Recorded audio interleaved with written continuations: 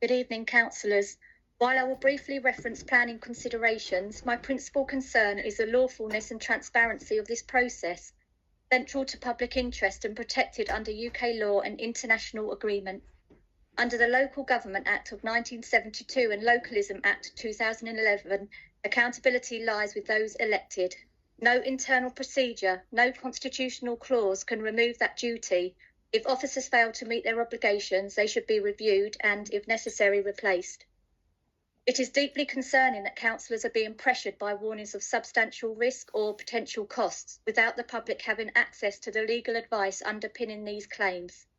The openness of local government bodies regulations 2014 gives the public the right to access any reports or legal reasoning materially informing decisions. That information remains unpublished. Under the Aarhus Convention, which the UK remains a party to, residents have the right to participate in environmental decision-making and access all relevant information. Proceeding without this may breach both UK and international legal obligations. And to be clear, risk of costs is not a lawful planning consideration under the Planning and Compulsory Purchase Act of 2004. Decisions must be based on the development plan and sound planning grounds, not speculative threats or internal warnings. An ombudsman complaint or judicial review would cost the council far more in the long run than simply defending a standard developer appeal. Councillors are also bound by the Nolan principles: selflessness, accountability, objectivity and openness. If you vote under pressure, guided by advice you haven't seen, you may breach those principles whether you realise it or not. Let me also highlight one specific issue.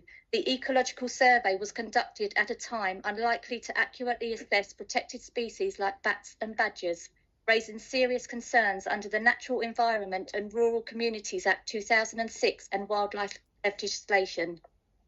Kent Council have admitted in response to Freedom of Information requests that they do not hold a local breakdown of housing need, data which is legally required to justify the so-called housing crisis used as a blanket excuse for approving developments. In its absence, residents' voices, environmental protections and even legal obligations are being ignored, yet this application moves forward as though refusal is no longer even considered a lawful option. I urge you to reject this application, not because we oppose development, but because the process has strayed too far from law, too far from transparency, and too far from the public you were elected to represent. If you proceed tonight under opaque advice, flawed process, and officer-led pressure, please understand the consequences may not end with this vote. They may begin with it.